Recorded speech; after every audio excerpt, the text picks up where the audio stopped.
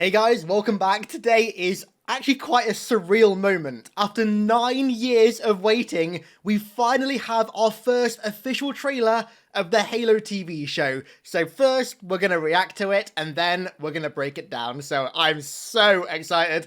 Let's waste no more time and get the audio ready. And here we go.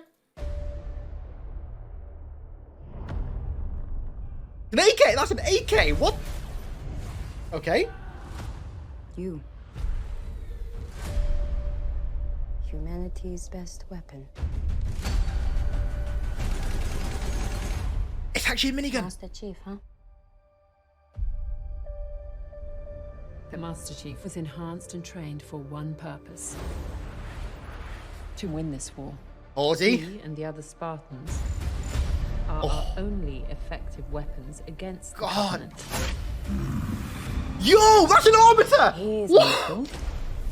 Upgradable. And most importantly, What the? controllable. Was that an arbiter? Covenant forces appear to be excavating some kind of object. Chief sounds good. It's When I not touched Steve the object, Downs, I but felt something. I felt different. What they did to us. that's the rubble. That's Soren. And you just decided to help me. Why would a Spartan do that? What does one do with a superhuman you're not sure you can trust? Hello, Master Chief. I'm Cortana. Oh my god. That's surreal. Oh, what a banger of a Master song Chief choice. recovered something. Sacred ring. Halo. A Corvette? What the fuck is that? Humans. Surrender to the Covenant. Cortana, I What? need you now.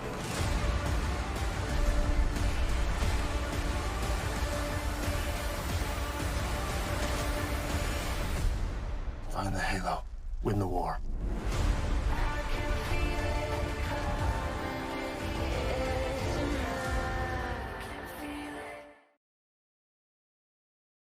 What the fuck did I just watch? I have so many thoughts. They were like Golo jumping on Marines in that ship. What the fuck? That's so cool. What? So there's a Halo ring in it? There's... Those are... Hang on. I'm going to do a proper breakdown in a second, but those elites look odd. I'm going to be honest. I'm not the biggest fan of how they look. I thought that was an arbiter at first. Like, hang on. That looks like an arbiter. I thought that was an arbiter. Maybe it is an arbiter. Maybe it still is an arbiter. The elites look peculiar. I'm liking like the modern weaponry though. I'm guessing, I think that's Quan R. She's the one who goes to join the Covenant. That's giving me Rogue One vibes, actually, that entire set. In fact, this entire thing kind of gives me Rogue One vibes, which is a very good thing. So that was a good-ass movie. The Spartan, oh my god, the Spartans look so good, man. Silver, they're called Silver Team, for those who aren't aware. I forgot the actual names, but yeah, Silver Team. I love that, like, chest brace thing there. That's cool. Spartans look great. Weapons look really cool. They're based on Reach designs by the looks of it. The production design, for the most part, looks really good. Only thing I'm a bit iffy on is this bit with the elites. And most importantly, I don't actually... controllable. I say that. Maybe I'm not, because the way Chief moved looked fantastic. Excavating some kind of object. When I touched the object, That was so I good. felt something. I felt different. That's the rubble. What they did to us.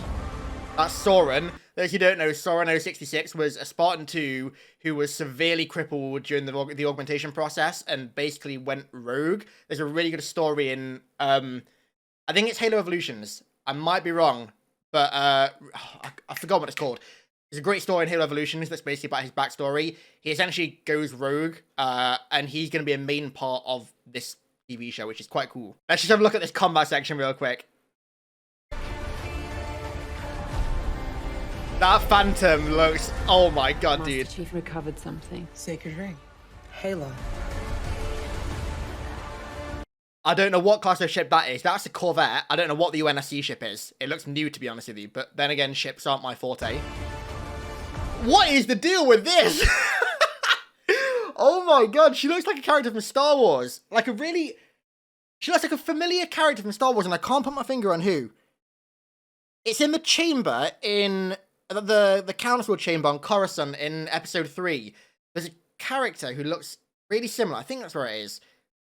Let me know in the comments. But she looks really similar. Anodyne Spirit in the background. The Prophets. I'm guessing that's the Prophet's Holy Sanctum, and that looks like an elite. Possibly an Arbiter. Maybe that elite was an Arbiter. Humans. The design for these look fantastic. The weapons all look absolutely on point. What is that? Is that a sidekick without a laser? Or is it like, I don't know, a SIG P226? I don't know what that is, but they are some nice looking BRs, I can tell you that for sure. Surrender to the Covenant. Look, let go. Cortana, I'm gonna need you now. God, they look so good.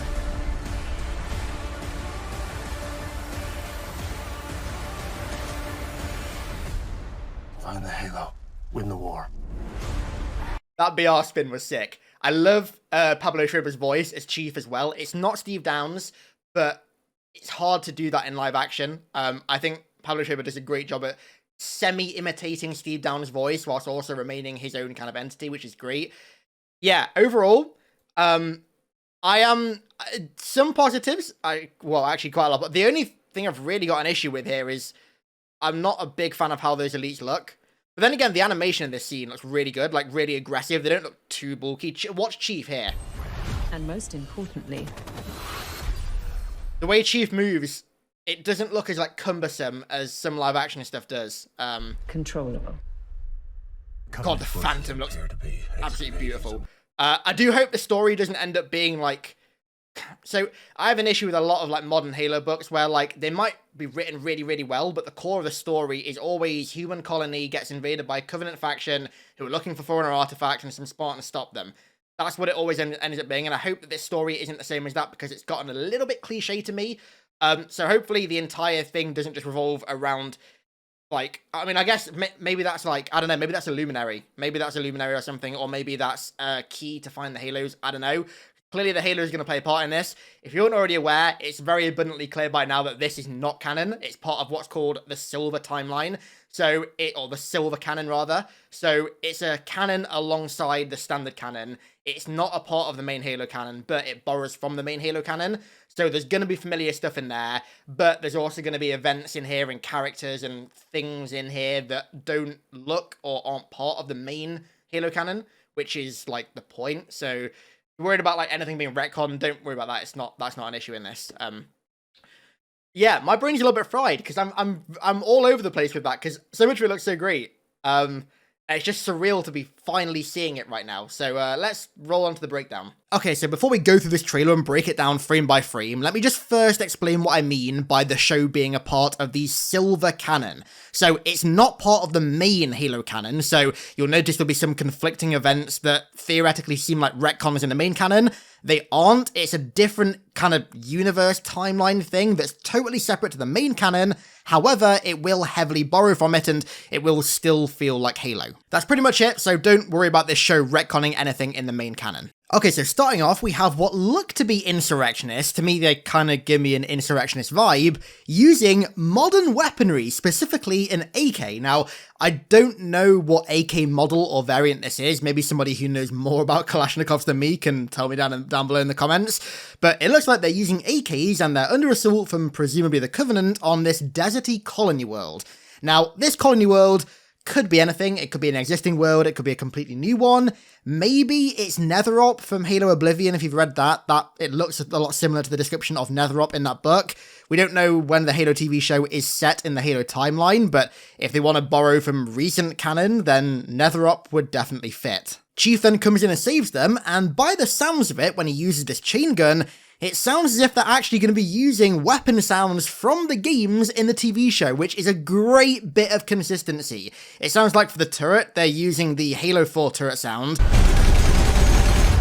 And for the AR, it sounds like the Halo 5 AR sound. Importantly, not my sounds of choice, but I'm happy that there's definitely some consistency there. It's going to make everything seem a lot more cohesive. Chief then meets Quan R, one of the survivors of the assault, who isn't the one who's raised by the Covenant, like I said early on in the reaction part of the video. That's a completely different character called Marquis that we'll get to in a minute. Now, at first, this elite here, I thought that was an Arbiter, but it just seems to be the kind of general design for the elites that they're going for in this show.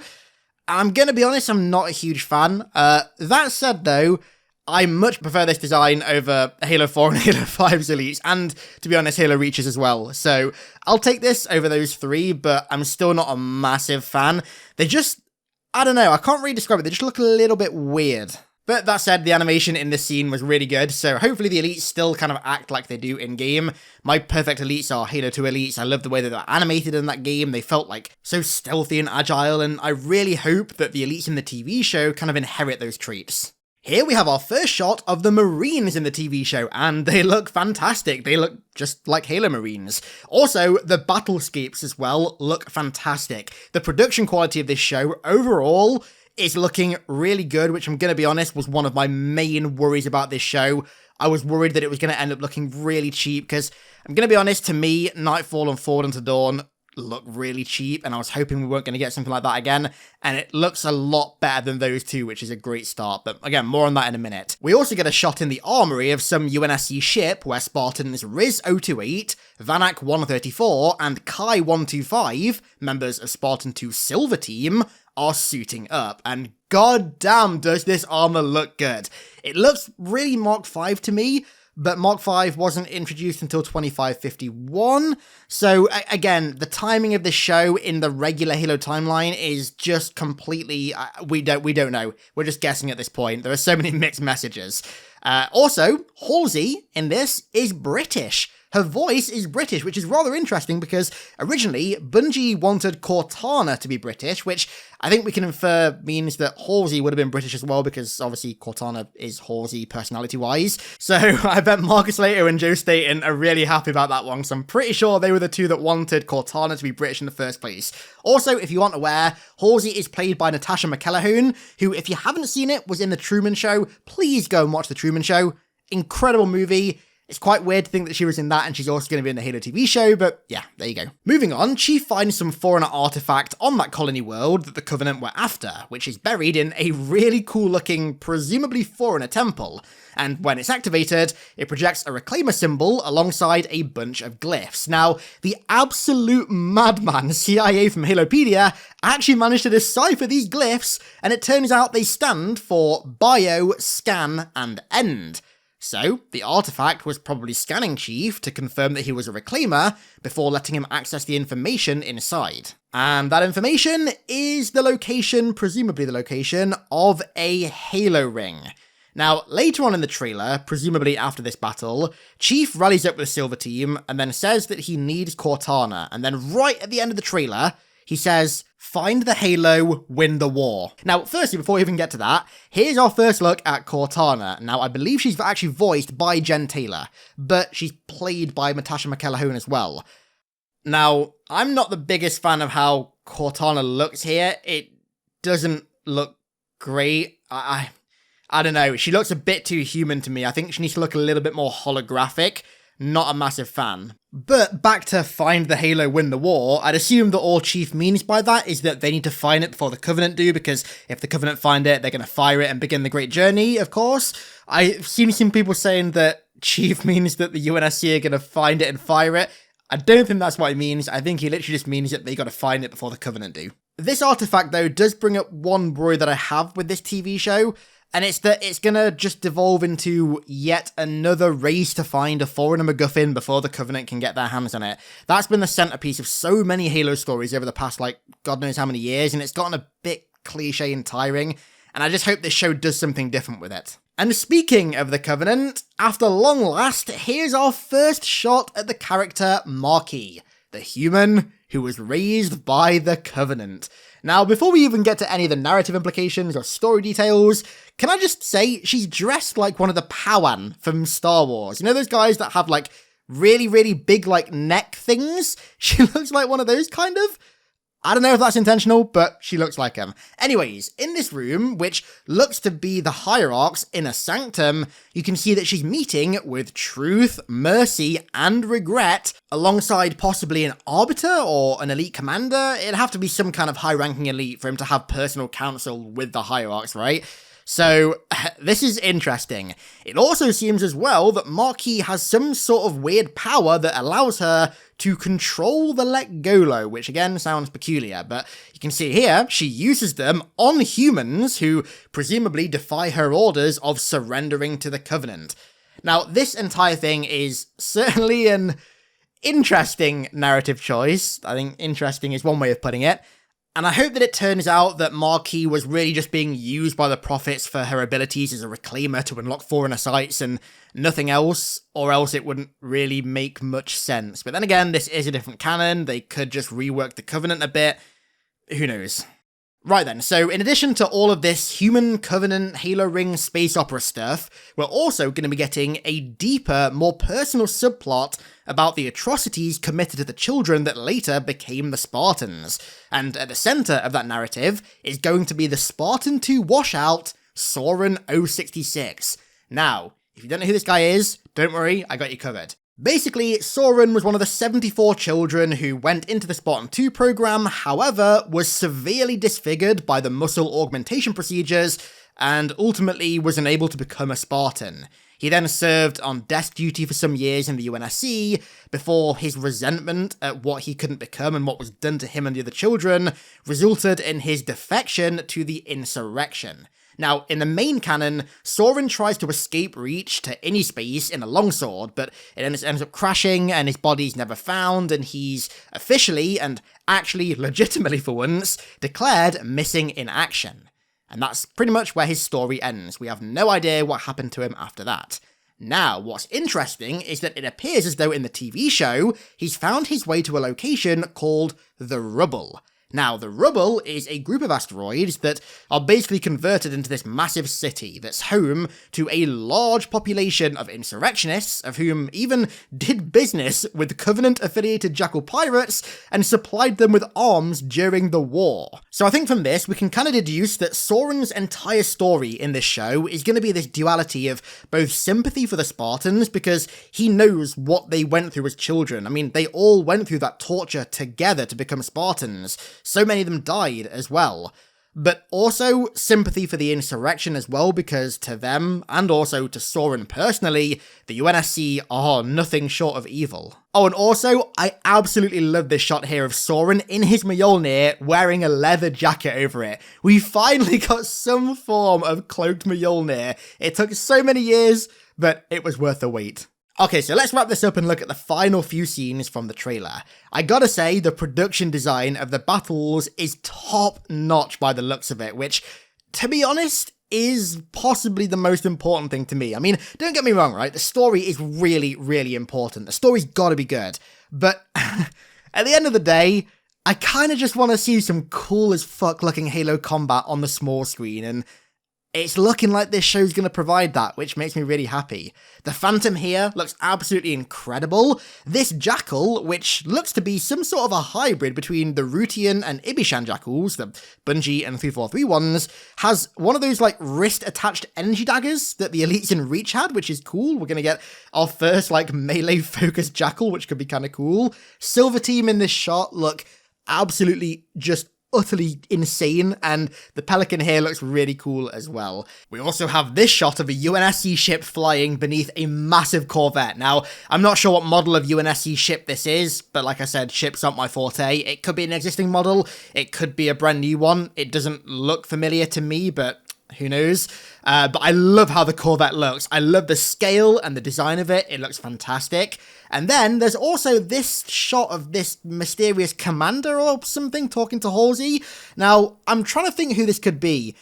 I don't think it'll be Mendez. Maybe either Lord Hood or Preston Cole. To be honest, at this point, it's kind of impossible to tell. It could just be someone entirely new. We have no idea. Overall, like I said, the production design looks fantastic. The only things that I'm not really sold on at this point are the Elite design, the Cortana design, and the story. The story's still a little bit I I don't have an issue at all with the whole silver canon thing. If anything, I think for a TV show, that's probably the best way to go because it allows you so much more leniency with like doing weirder things with the story that are only possible in a TV show. But on the same page, a lot of it seems a bit weird. That whole human raised by the Covenant thing just, I don't know, this shot with her and an elite meeting with the Prophets is certainly interesting. I also really hope for the Prophets we get Halo 2's voice actors back. That's probably a big ask, but I mean, Michael Wincott as Truth was just on another level. I really hope at the very least they get Michael Wincott back. But yeah, that's my reaction and breakdown to the Halo TV show trailer. I can't believe we've waited almost a decade for this and it's finally here. It seems still quite surreal. I can't believe I'm making this video, but here we are, I guess. So let me know your thoughts down below in the comments. I'm sure you've got a lot of thoughts because I think we all do at this point, right? Yeah, let me know them down below in the comments. Thank you all very much for watching. I really appreciate it. And I'll catch you all in the next one.